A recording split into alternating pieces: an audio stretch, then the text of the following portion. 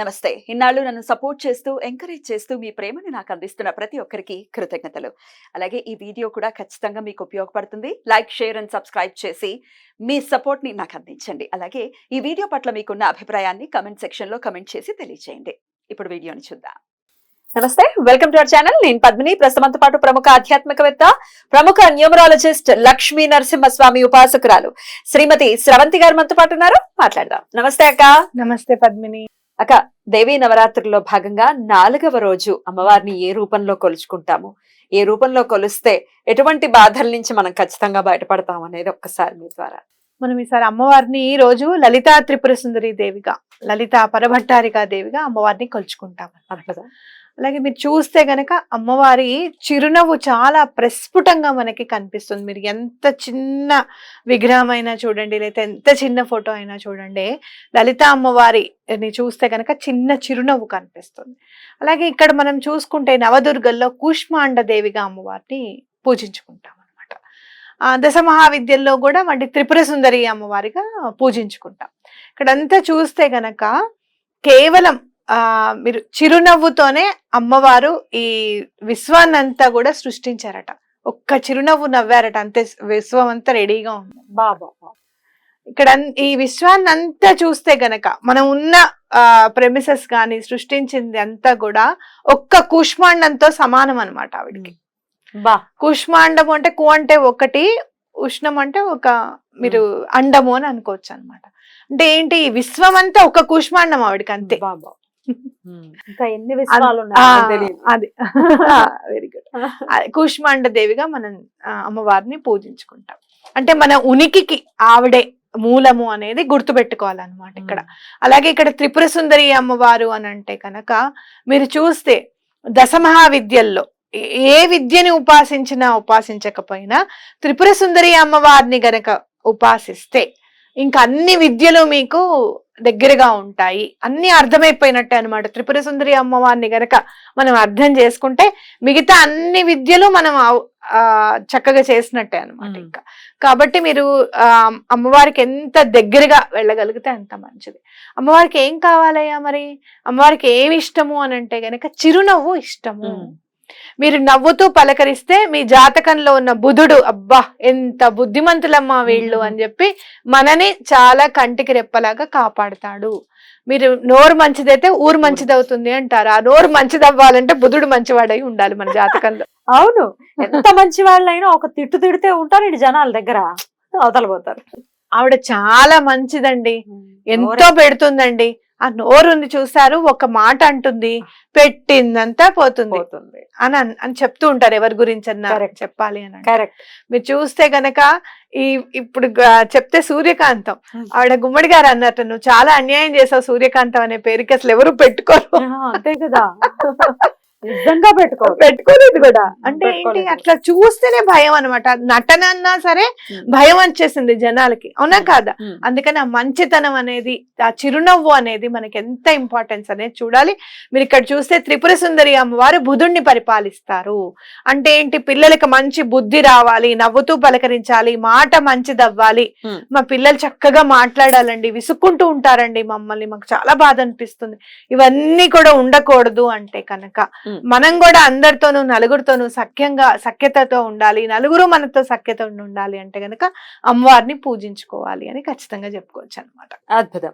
ఇక ఈ రూపంలో లలితా త్రిపుర సుందరి రూపంలో 4వ రోజు చేసుకుంటున్నాం కాబట్టి అమ్మవారిని వాళ్ళ విధి విధానాలను బట్టి లలితా సహస్రంతో చేసే వాళ్ళు ఎలాగో ఉంటారు, లలిత రాని వాళ్ళు చాలా తక్కువ. నేర్చుకోండి. అయితే ఇక్కడ మీరు ఏం చేస్తారు అంటే, అమ్మవారి అష్టోత్తర నామం ఉంటుంది, 108 నామాలతో. మీరు చూస్తే ఒక్కొక్క నామానికి 16 అక్షరాలు ఉంటాయి. ప్రతి నామానికి 16 ఉంటాయి అన్నమాట. మీరు చాలా బీజాక్షరాలు అన్ని కూడా ఉన్నాయి. ఎంత సహస్రం ఎంతైతే ఫలితాన్ని ఇస్తుందో అంతకంటే ఎక్కువగా ఈ 108 నామాలు ఫలితాన్ని ఇస్తాయి మీకు. అది చదువుకోవచ్చు. ఈ లలిత సహస్రనామం పుస్తకాలు ఉంటాయి కదా, అందులో ఉంటుందా? అందులో ఉంటుంది, లేకపోతే మీకు గూగుల్లో ఉంటుంది. 108 నేమ్స్ ఆఫ్ మా లలిత. లలిత ఇన్ తెలుగు అని కొట్టండి వచ్చేస్తుంది చక్కగా, మీకు Okay. యూట్యూబ్ లో కూడా ఉంటుంది. అయితే జాగ్రత్తగా చూసుకుని చూసే చదవండి ఏదైనా కూడా, ఎంత మీకు వచ్చినా కూడా, నోటికి వచ్చినా సరే ఏదైనా దోషము ఉంటే గనక ఆ చూసి చదివిన దాంతో పోతుంది అనమాట. అది ఇక ఏ రంగు వస్త్రాన్ని అమ్మవారికి సమర్పించమంటారు, ఏ ప్రసాదం అమ్మవారికి పెట్టమంటారు? అయితే మనకి పసుపచ్చ రంగు అనేది చాలా ఇష్టం అమ్మవారికి, ఆ రంగు చీరని సమర్పించడము.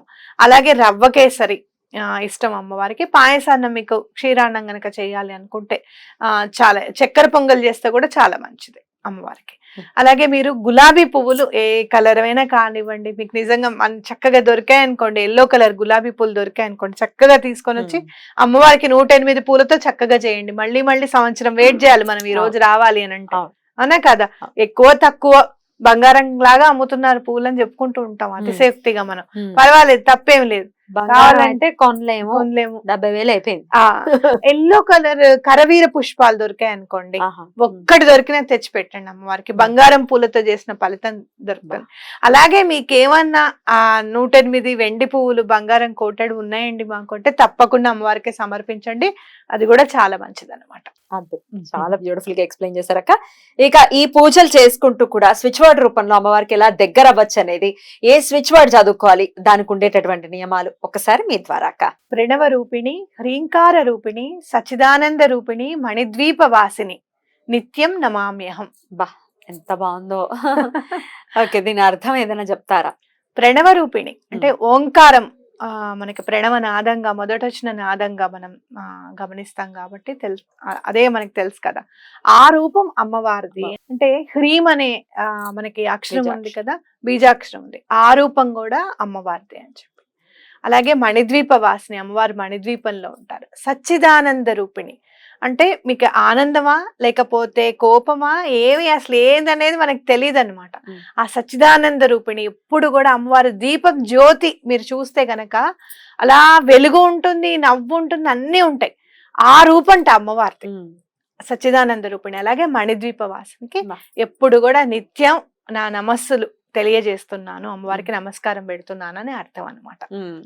ప్రణవ రూపిణి, హ్రీంకార రూపిణి, సచ్చిదానంద రూపిణి, మణిద్వీప వాసిని, నిత్యం నమామ్యహం. చాలా చాలా బాగుంది. ఇది ఇంకా పూజ చేసుకోనియకపోనియండి ఎవరైనా చదువుకోవచ్చు కదా? ఎవరైనా చదువుకోవచ్చు. ఎన్నిసార్లు చదవమంటారు? 108 సార్లు చదవమని చెప్తాను. 108 సార్లు చక్కగా చదువుకోండి. అమ్మవారు అసలు ఒక్కసారి చదివిన తర్వాత అమ్మవారి ప్రెజెన్స్ తప్పకుండా మీ ఇంట్లో మీరు గమనిస్తారు. ఆ కూల్ బ్రీజ్ అనేది తప్పకుండా తెలుస్తుంది మీకు. రైట్ అక్క. దీనికి ఏమైనా నియమాలు ఉంటాయా ఈ స్విచ్ వర్డ్ కి? అంటే సాధారణంగా అయితే నాన్ వెజ్ తినకూడదు, అది అందరూ గమనించాలి. 9 రోజులు బ్రహ్మచర్యం పాటించాల్సిందే ఎటువంటి పరిస్థితుల్లోనూ. మా వాళ్ళు తింటారమ్మా మేము వండొచ్చా అంటే అట్లాంటివన్నీ పెట్టుకోవద్దు అసలు పొరపాటున కూడా. ఉల్లిపాయ వెల్లుల్లిపాయ కూడా తినకూడదు. ఇవన్నీ ఈ 9 రోజులు పాటించాల్సిన నియమాలు అనమాట. రైట్ అక్క. సో ఈ నియమాలు పాటించాలి. బ్రహ్మచర్యం, నాన్ వెజ్ తినకపోవటం ఇవందరూ డెఫినెట్ గా చేయాల్సింది. ఇంట్లో వండటానికి కూడా వీల్లేదు, అసలు ఆ షాప్ దగ్గర కూడా వెళ్ళొద్దు, అంతే. ఇది బాగుంది. Thank you so very much అక్క. నమస్తే.